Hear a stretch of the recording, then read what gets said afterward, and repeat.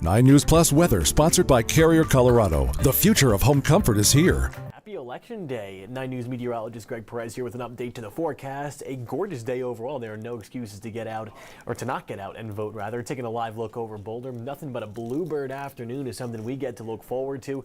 The one fly in the ointment that we really need to talk about today, it's the winds. Gusts up to 40, even 45 miles per hour along the plains out towards the eastern portion of the state of Colorado. Let's jump into that right now as our HD Doppler radar showing a few of those clouds moving from eastern Colorado, pushing into parts of the Midwestern states. So South Dakota, of course, Kansas getting in on the action there. Oklahoma and Texas getting a few more clouds. We're going to be clear, though, from tonight and into tomorrow before our next system moves through the picture. But speaking of today, our high temperature will top out in the upper 60s and lower 70s. We'll do 73 degrees in Denver, Greeley at 62 degrees, or excuse me, current temperature is at 73 degrees. That is in Denver, Greeley at 62.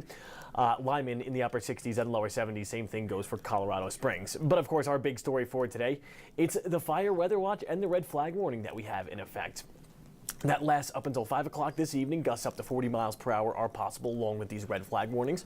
Wind advisory for our friends out towards the east, gusts up to 50 miles per hour, and the fire weather watch for tomorrow, that lasts up until 7 o'clock and gusts up to 45 miles per hour. Relative humidity at around 11%. So burning, of course, is not recommended at this time. High temperatures for today, not going to be getting a whole lot warmer than where we are right now. And of course, highs tomorrow, another nice day.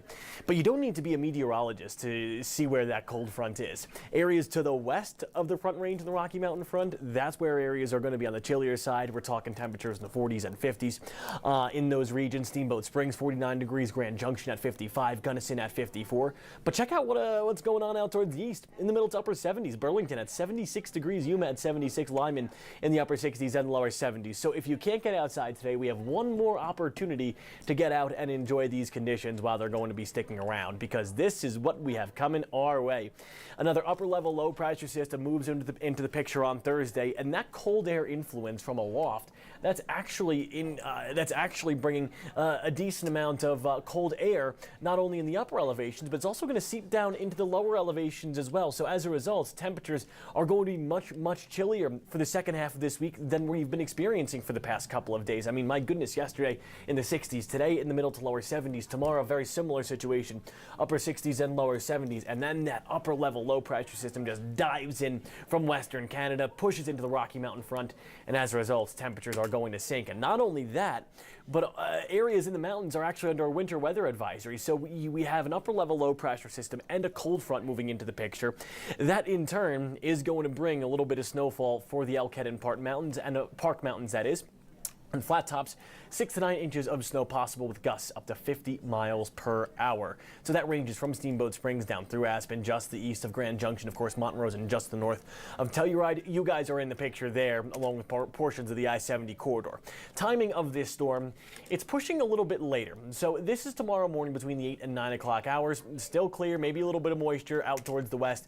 And then by the mid-afternoon hours, between 3 and 4 o'clock, that's when we're expecting those areas under that winter weather advisory to really start getting hit. Between 3, 4, and even 5 o'clock, that continues through the evening hours. By the early hours of Thursday morning, we could be getting a few flurries in Denver. As of right now, that low pressure system is not sitting right where we want. Ideally, we want it down to the south and east of Colorado, so on the panhandle of Texas and Oklahoma. That's not going to be the case, and because of that, it seems like things are going to be dry, but still mighty cold in Denver. Temperatures are going to be in the upper 30s and lower 40s as we head through the second half of this week. Check out what's going on Thursday. Much chillier, 45 degrees. That's our high temperature. We drop down into the upper 30s and lower 40s on Friday before we return to nearing 50 degrees, still below average for this time of the year, though. Sunny and cool, that's the name of the game as we head through this weekend and into next week. And we're staying in the 40s, so it seems like this is the last of the upper 60s and lower 70s. Take advantage of it. Get outside, go on a walk, do whatever you need to do to enjoy this warm air, because the next 6 or 7 days afterwards, certainly starting to feel more like, I should say, the end of fall than it does with temperatures in the upper 60s and lower 70s, which really feels more like the middle of spring.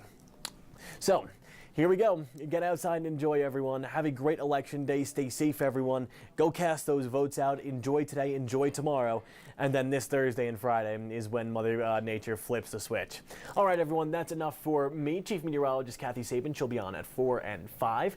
Meanwhile, meteorologist Lauren Robinson, she'll be on at 6, 9, and 10 o'clock tonight with the latest forecast. You can join both of them, and of course, if you can't, you can always visit 9news.com/weather for the very latest forecast. Have a great Tuesday, everyone, and I will see you tomorrow at noon.